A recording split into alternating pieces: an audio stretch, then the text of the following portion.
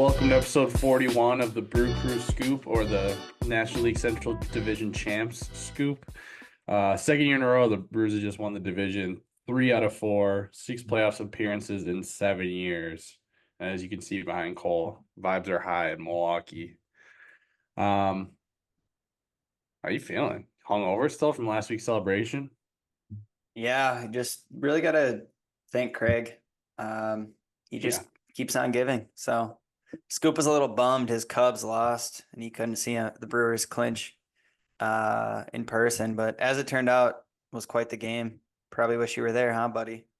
Yeah, I felt pretty safe with an 11-game lead that I could root for the Cubs during the day so I could see the clinch in person, but obviously you disagree. True.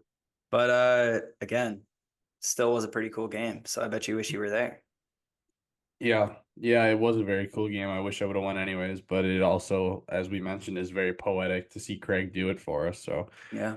lo and behold, the weekly recap. I won't bore anyone with games from 2 weeks ago since we missed a week, but the last eventful week, Phillies were in town. Brewers won 6-2 in game one, and they lost 5-1 in game two. Unable to clinch, put it in the Cubs' hands. Craig won it for us with the day game on Wednesday. And then game three against the Phillies, Nola versus Freddie, a pitcher's duel. Freddie looked pretty good. Hoskins homered in the fifth to tie it against his former team. And then Chourio led off the ninth inning with or was it ninth or 10th? I better check that before I lie to you. But Chourio led off the last inning with a triple starting the rally, and Jake Bauers walked it off. Devin Williams got the win. Party ensued. They were going to celebrate either way, but it was pretty cool to see a walk-off to make it a pretty organic um, celebration and ripping the jersey off, etc. That was a 9-inning game to confirm. Then the Diamondbacks were in town. Team the Brewers may be facing next week in the playoffs. Started with the 5-1 loss, and then a 7-4 loss, and then a 5-0 loss. And when it looked like the Brewers were en route to their first 4-game losing streak of the year, down 8-0 in game 4 against the Diamondbacks, all of a sudden they scored 6 runs to make it 8-6. Diamondbacks drove in one. It was 9-6, and all of a sudden Mitchell had an RBI single. Hoskins had a 2 RBI dinker single to tie it. Bauers had an RBI infield single to go ahead. And before you knew it, the Brewers won 10-9. Devin Williams got the save. So once again, the Brewers have avoided losing 4 games in a row. Avoided the sweep of the Diamondbacks. For a minute there, it looked like the Diamondbacks were going to be clearly ahead of the Mets, but now they're tied with them for that final wild card spot, and they do not have the tiebreaker. So as it stands right now, it'd be a rematch between the Brewers and Diamondbacks in the first round of the wild card. Team we've just played 7 times in the last 10 games. Tough team. They look like a tough team. So we'll get more into that. But Brewers are in. They are, I can probably confidently say, not going to get the bye in the first round, unfortunately. So this last week, hopefully they can stay locked in enough, get guys on pitching schedules, get rest days for position players, and get ready for that wild card round. And we'll find out who we face pretty soon. But record's 89-67. They got 6 tries to get to 90 wins. 6 games ago, Pirates on the road, Mets at home, and then we head into the playoffs. Yeah, it was kind of interesting now that things are kind of settling. I know this week Willie missed his first start of the year, which was kind of interesting, or at least first game of the year. He was going to be the first Brewer since I think Prince Fielder to play 162. So kind of stunk, but he's also not exactly hitting super well right now. So if that helps him get right, cool with it. And I think pretty sure it was the game after the celebration. So I think Willie probably was just, not feeling his sharpest maybe after a couple of those beers. He wasn't drinking what Chourio was drinking. So Yeah. He did say it was shortly after the game. He announced it to Rock in the interview. He said, "Breaking news: I'm not playing tomorrow." So I'm guessing it was kind of a planned thing in the last couple of weeks that once they clinched, he was going to take the day off. So, but yeah, it's still pretty cool to see a guy play likely 161 games. It doesn't happen that much, and certainly for even though he hasn't been hot lately, been a huge part of this team.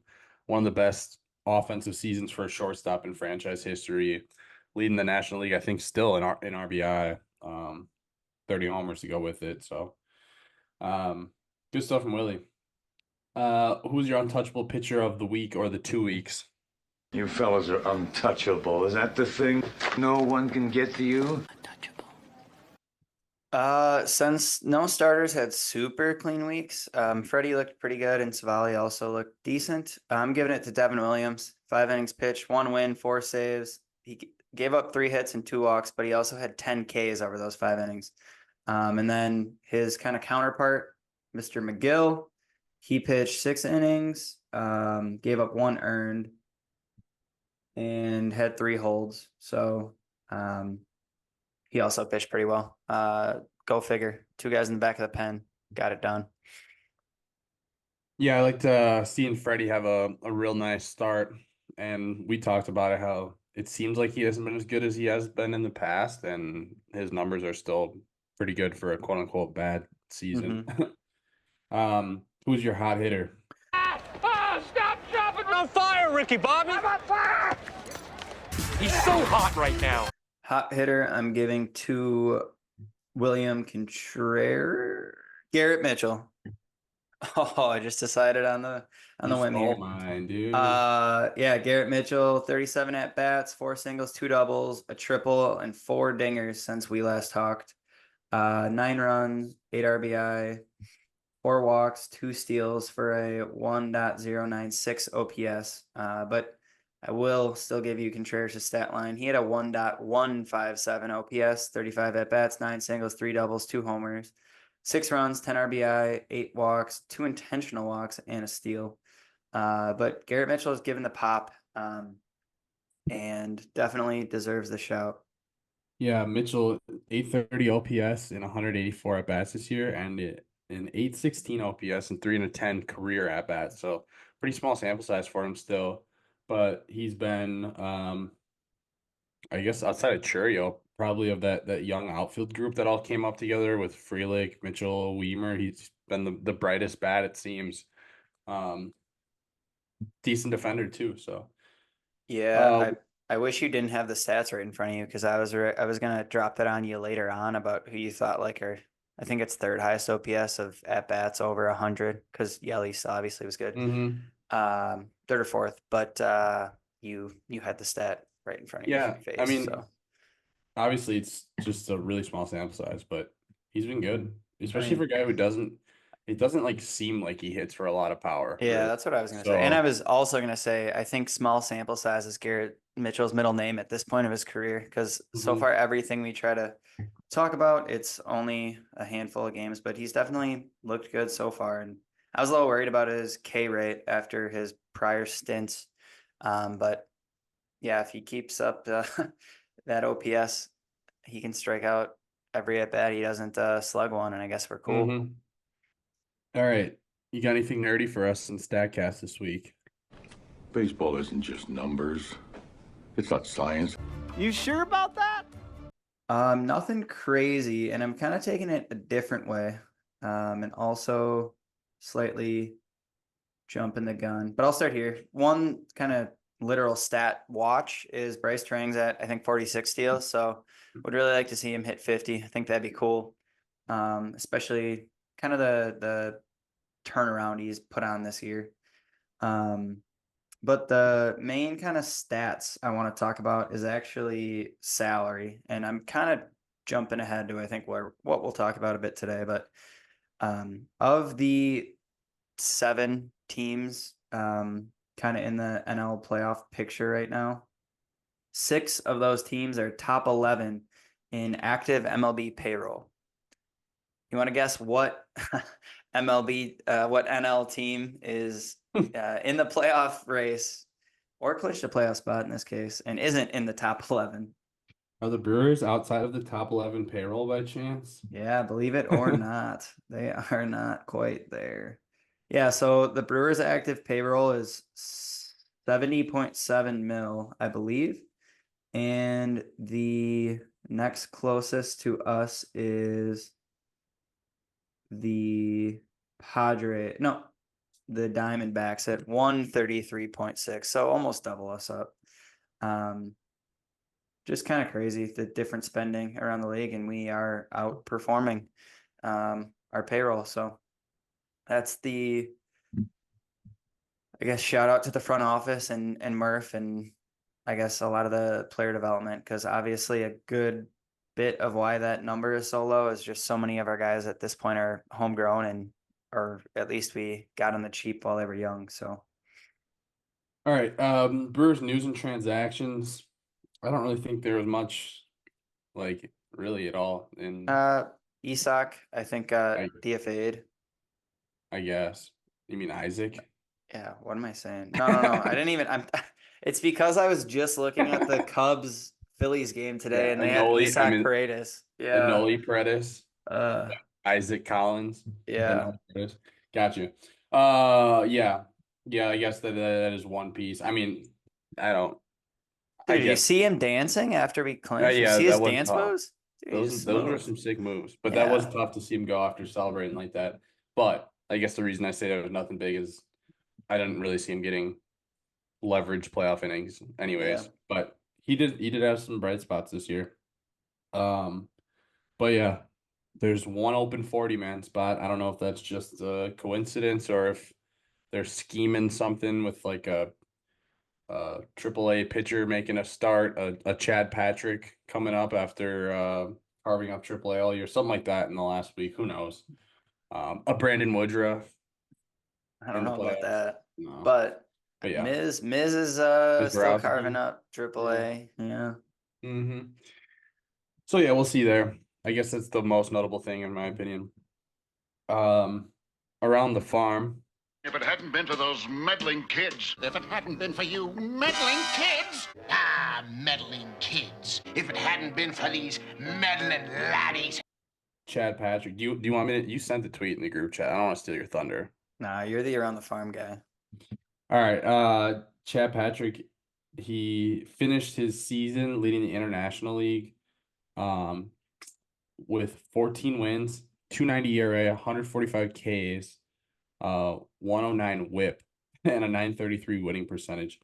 It was the first Triple Crown winner in the International League since 1912. Is that what you sent? Said something like that. Yeah. Sure. Pretty cool, I guess, Yeah. for Third a guy pitcher that to earn it since 1912. Yeah. The Triple Crown. So,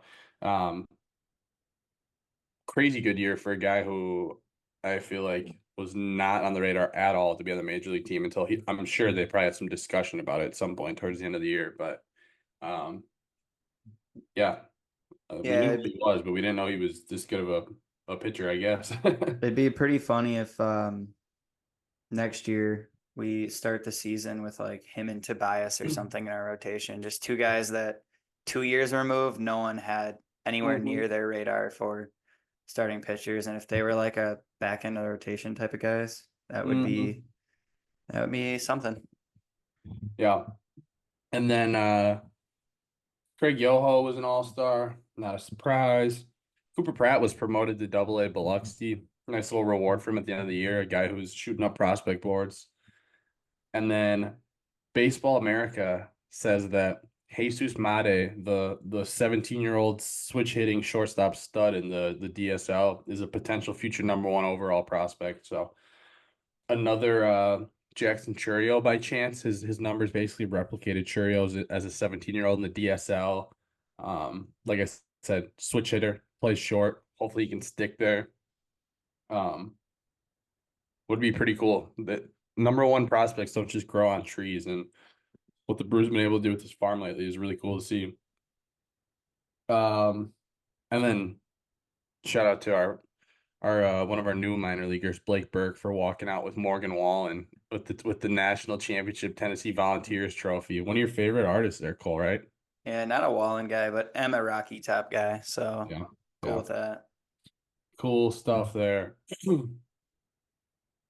All right, our random game in Brewers history is brought to you by the Beer of the Week, which is brought to you by Shockers Baseball.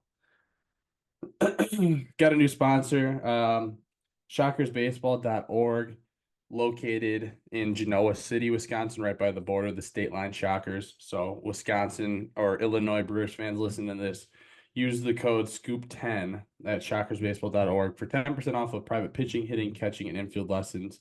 And I'm familiar with the staff there. You definitely are in good hands if you yourself or your children are looking for baseball lessons from a club. So check them out, shockersbaseball.org. That brings us to the beer of the week. I'll have a brewski, Charlie.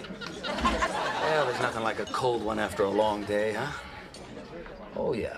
I've been known to drink a beer or two.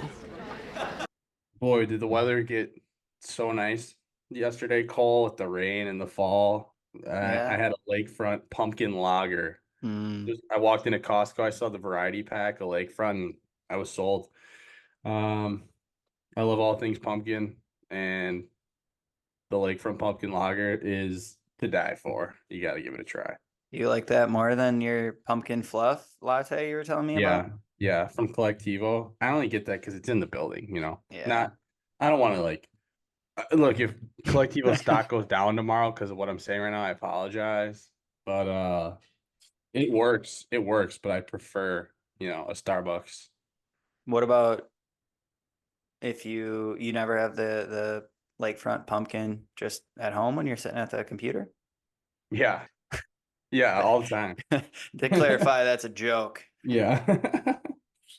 All right, random game of Brewers history. Random. So we've talked about this before, so I didn't know if it was a little bit of a cop out, but it's just too fitting with the back-to-back division champs and the Just a Bit Outside movie coming out. So October 3rd, 1982, the last time the Brewers clinched a back-to-back division championship.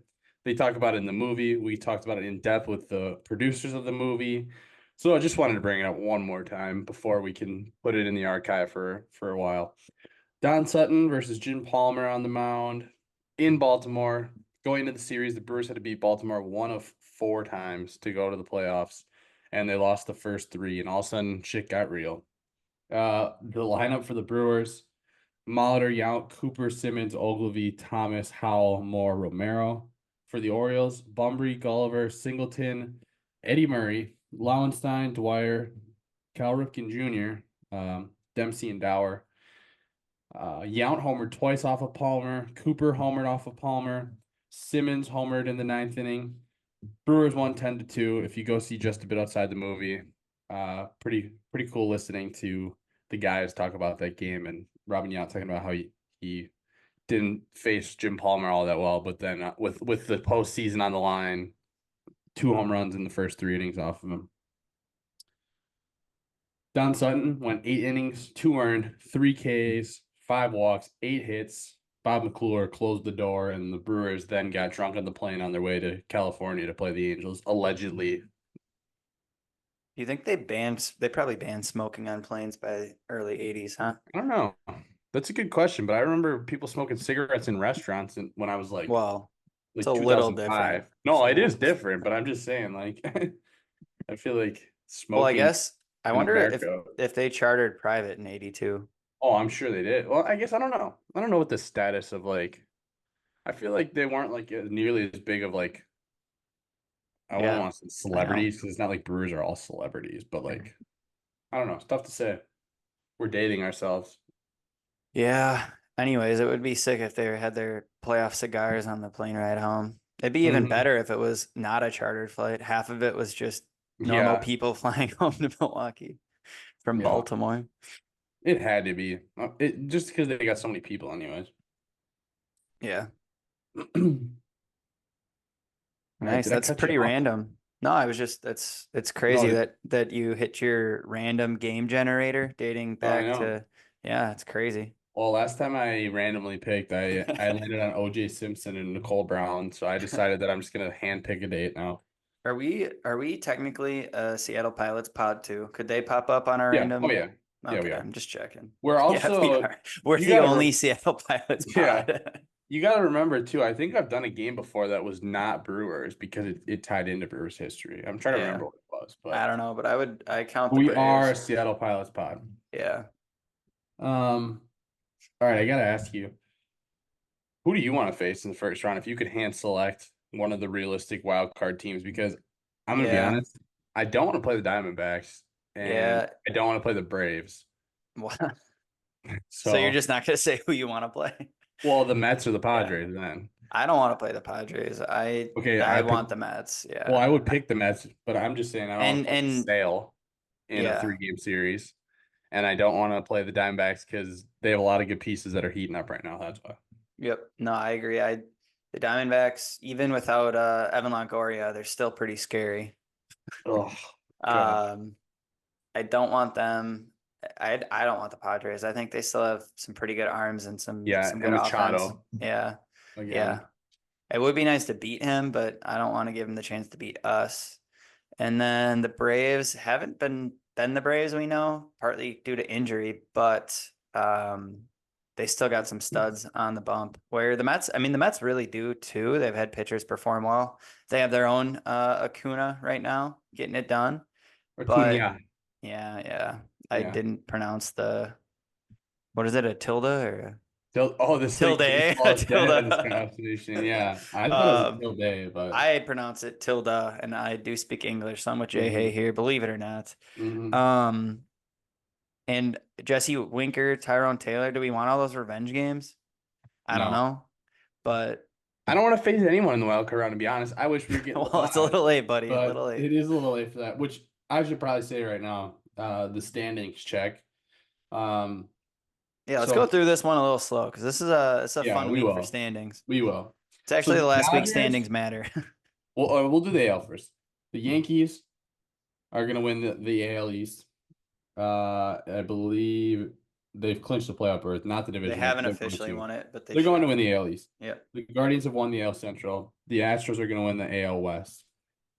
The wild card, Baltimore is going to get a wild card. And then Kansas City, Detroit, Minnesota are fighting for 2 spots. Which notably, Detroit is currently in the playoffs, which is crazy Right. considering where they were, what, 2 or 3 weeks ago. I think I'd rather see Detroit and Kansas City in the playoffs than the Twins, if I'm being honest. Yeah, I think the Twins don't deserve it. They didn't really do anything the offseason, and they just kind of wrote it out, and their best players are kind of banged up. And not even because it's kind of a half rivalry with them. It's not not that. I kind of like the Twins in general, but I don't want to see them either. I think it's kind of funny because the Tigers obviously sold the deadline. They sold arguably the best starter moved, and also Mark Canha, who we all know what he's capable of on a playoff run, and they've been doing it without him. And just today they announced they're promoting Jackson Chourio to work out of the bullpen, which I think is awesome. It's crazy timing with whatever a week left to give a guy his debut like that, but they're pushing their chips in because they're there and they have probably the best pitcher in the AL, so could be fun. And yeah, the Royals, I think they're pretty they're missing Vinny Pescatino a lot, but still a team I like to root for as well. So yeah, and in the National League. Wait, you're not even going to talk about the White Sox? Yeah. Dude, they're a game away from clinching that is true. The worst record in modern baseball. 36 and 120. And it's kind of weird that we, in this conversation, have mentioned every team in the AL Central. You think there's a coincidence there? That every team in playoff contention that isn't the White Sox from that division? Yeah. It's weird. It's almost like there's free wins on their schedule. They're 53 and a half back of the Guardians. I did see that Yoan Moncada came back this week. If you remember, about the second week of the year, he had a adductor type situation. So good for him. Yeah, he's coming back down the stretch. Yeah. Phillies are about to win the East. The Dodgers are 3 games over the Padres. I think they're probably going to win the West. Obviously, we've won the Central. The other 4 NL Central teams are eliminated. The Dodgers are kind of sputtering just a little bit outside of Shohei. Not like record-wise, but pitching-wise. Shohei Ohtani, I don't want to face the playoffs. I'd probably just intentionally walk him every single time. But I would rather play them, I feel like, at this point than the Phillies. Yeah, but we just saw what we can do to him. I don't know. No, I know he can. I don't know. Either way, wild card standings looking like the Padres are going to end up with the top wild card spot. They have a 3-game lead over the Mets and the Diamondbacks. Mets and Diamondbacks are tied, but the Mets have the tiebreaker, and then the Braves are 2 games behind the Diamondbacks. So Brewers are going to play one of likely the Mets, Diamondbacks, or Braves with the outside chance of the Padres. And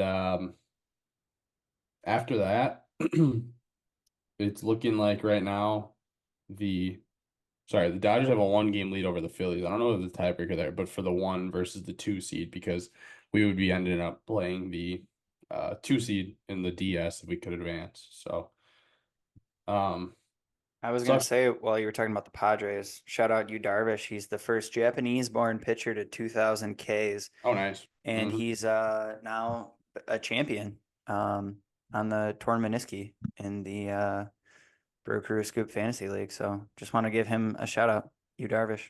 Yeah, I'm so glad to see him win a championship. Final thoughts?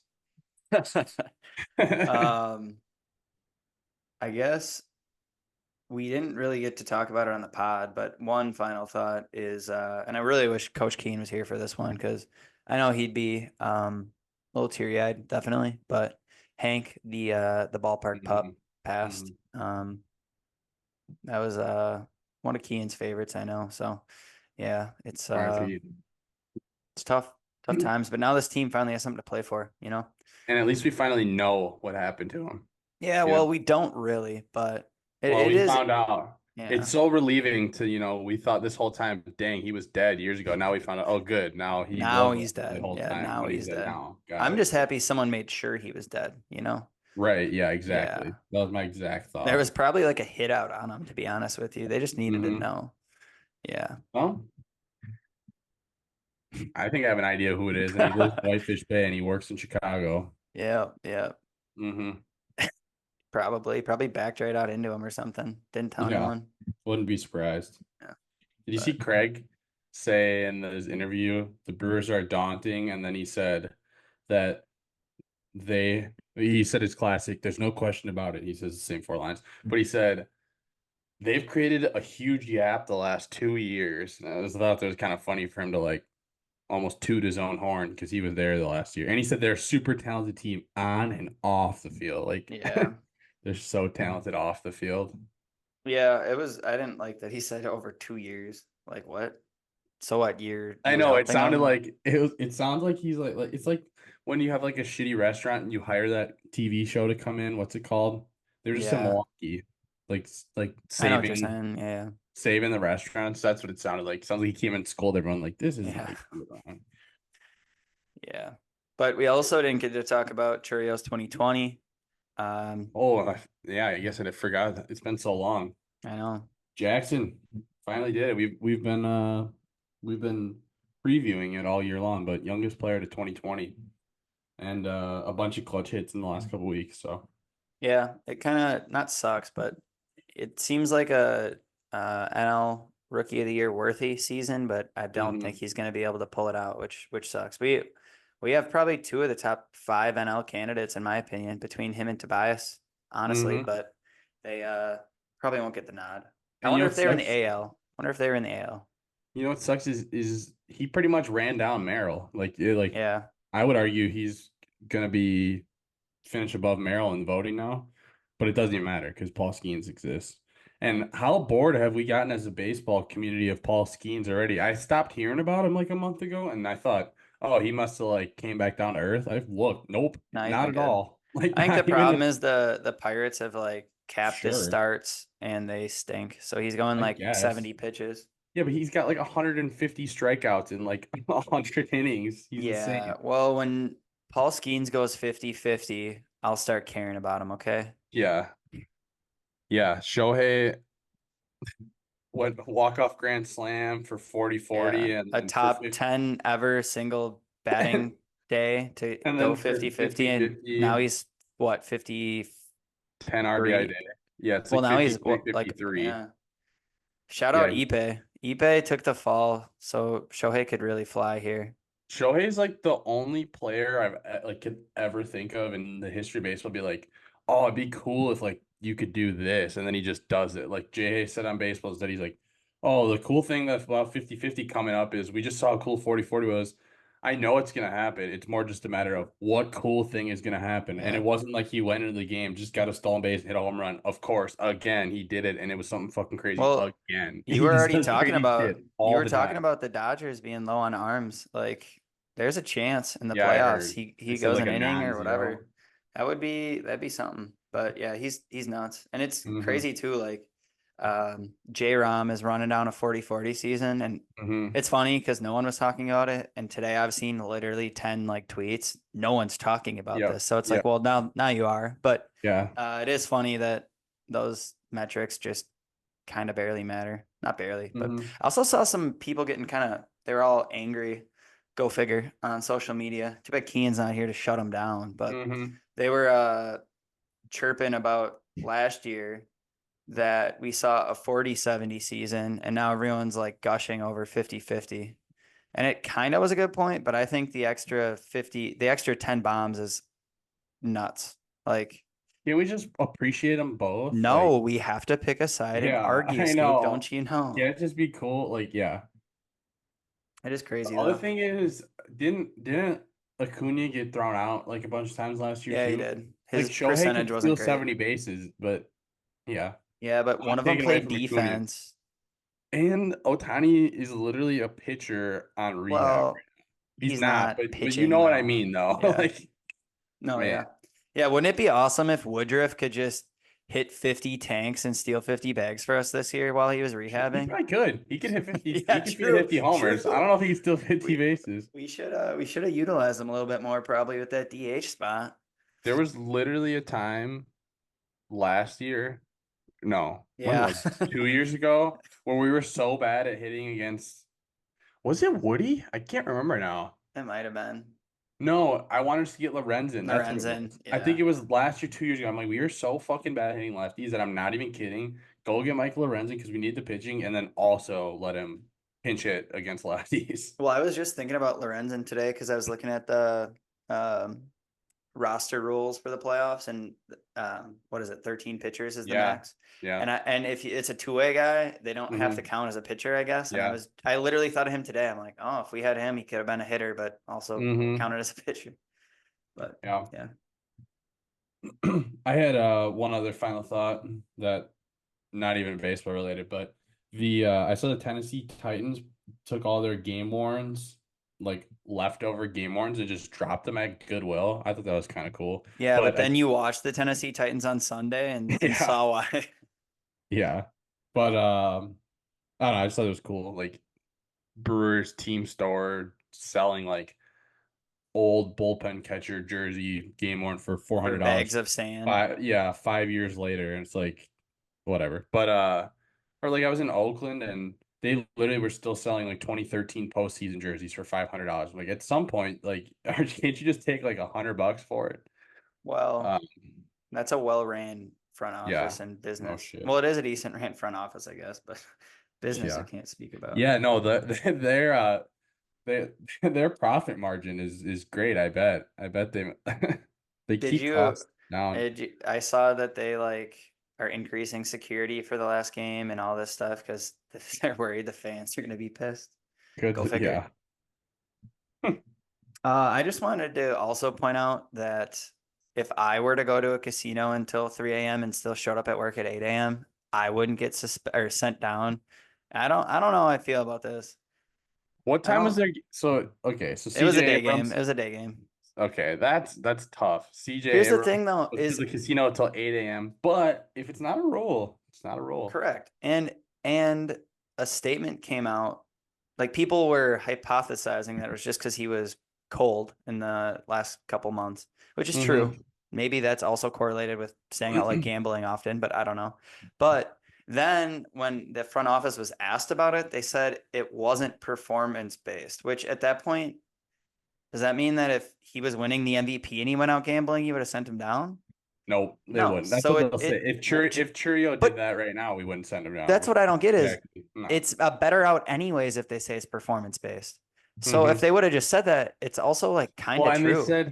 they said they wanted to like show them it doesn't matter who you are, even if you're an all-star, you get to them. Like Yeah, if it you was, showed yeah, them. it was probably a bad move, bad look, but pull them aside and say, hey, don't do that again. Instead of embarrassing your young star, Yeah, it also really being like, helps his value if you ever want to move on from yeah, him too. we're Like, showing him who's boss. Like just made if no it was sense. if they had a curfew that he broke, I guess it's one thing. But if they didn't actually have a rule and it was like, hey, bro, what the fuck are you thinking? Just pull him aside. But Yeah. instead, you got to embarrass him. And I don't know. I know the Nationals won a World Series, but sometimes I put them in the boat of I don't really know what they're doing either. So Yeah. who But knows? we got a couple minutes here, and until we go, I just want to talk about the celebration that's going on behind me. Breaking news! Breaking news! Breaking news! The Cubs claimed Noli Paredes. Dude, see, he's sick. All right, go ahead. What were you gonna say? I just wanted to talk about the celebration. All the different Oh, hell yeah. pictures, and yeah, if you had any like, I don't know, there were so many sick kind of pictures. McGill, wasn't he ripping his cig when everyone else had Dude, I cigars? swear on Bally Sports, I saw everyone smoking cigars, and I saw him walk by with what was I'm about 90% sure was a cig in the clubhouse. I was like, how And funny! you, It's funny that we draw the line, anyways. But yeah, like, the videos of Uke and stuff were awesome. Just I don't know, everyone looked like they're having a go figure, mhm, having an excellent time. But yeah, looks like a classic Brewers clubhouse of the last few years. I'm not obviously I don't follow other teams as close as I follow the Brewers, but it doesn't seem like other teams connect like a lot of these Brewers teams do.